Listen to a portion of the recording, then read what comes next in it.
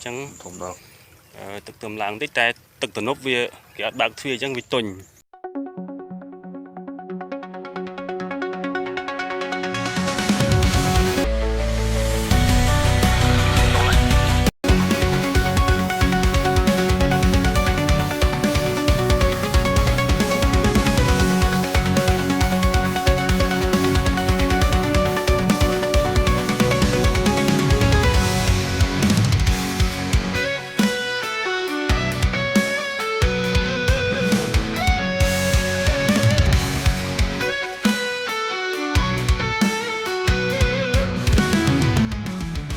bằng một lốp cáiของผมนั่นตะโค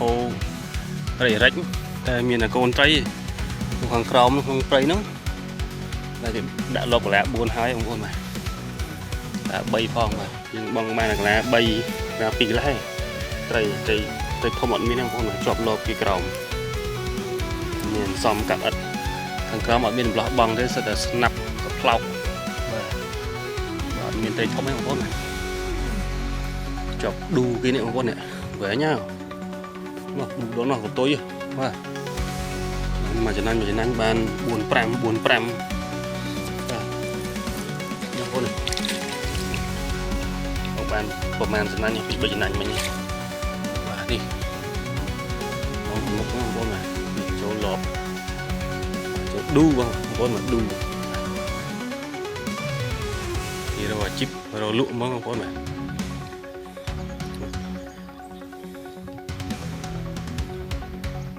những đạo cam roi mua lại như đây chăm phải được test chăm lực mường con này bằng xóm rồi đó ban mà cái lô ấy bán không có mà ban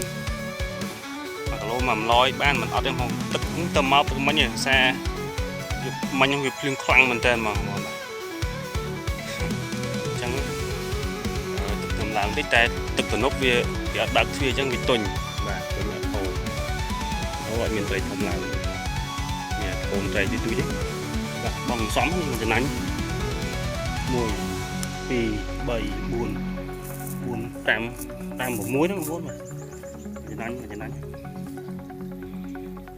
thế này pì bây giờ càng muối thôi và trứng có to tiếp không vậy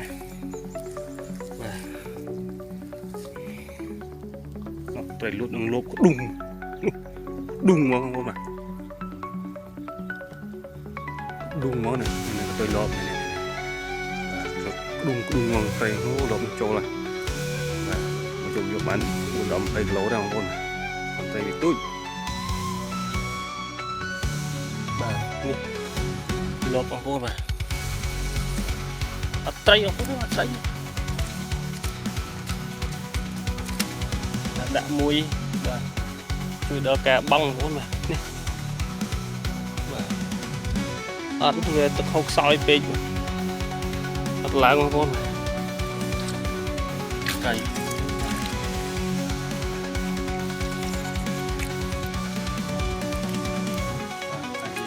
lỗ thật con tây không có mà con nhiều quá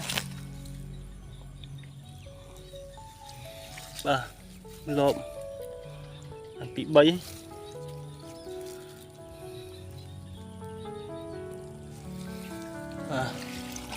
rồi lo tập phao của ban mà cái lỗ của mà đây lo ba và plieng chọc sực lá pì cái lá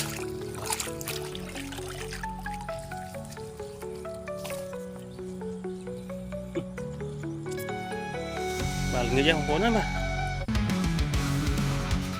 cái hai không ổn mà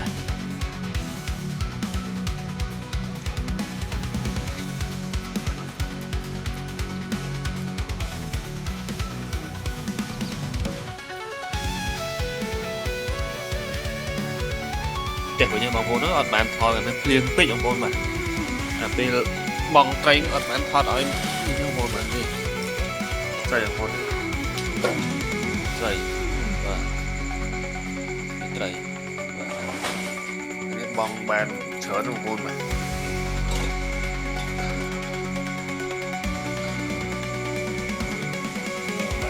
chích một phần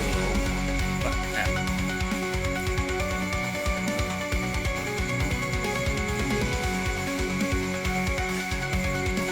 Xây quá, xây rõ rõ. Ngay thì mình đó mong buồn như vậy. Chứ buồn nó mình đó chẹt của nó lâu ngay. Và chim tàu chương mà màu.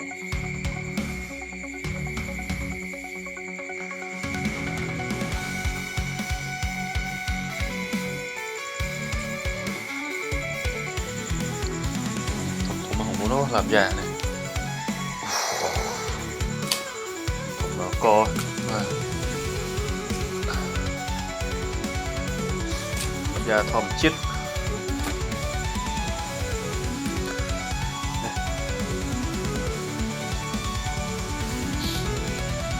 cò thòm lên chơi ăn ổ đó hùm ó ăn ổ đó hùm mà tết đó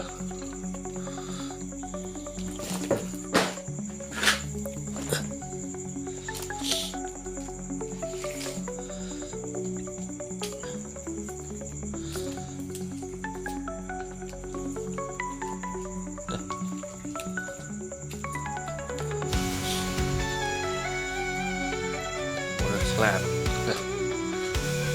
cò bằng bàn tay làm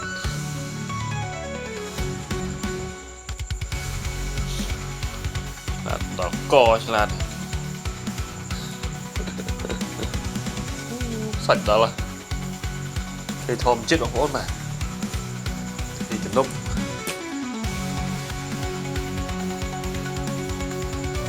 cò này xoay nhang hố nó này làm nhà thòm chết xót xót mà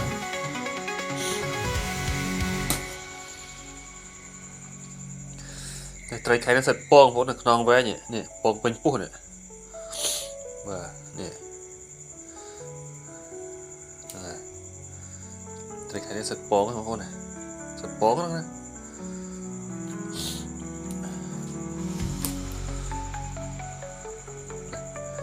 và non với con chlan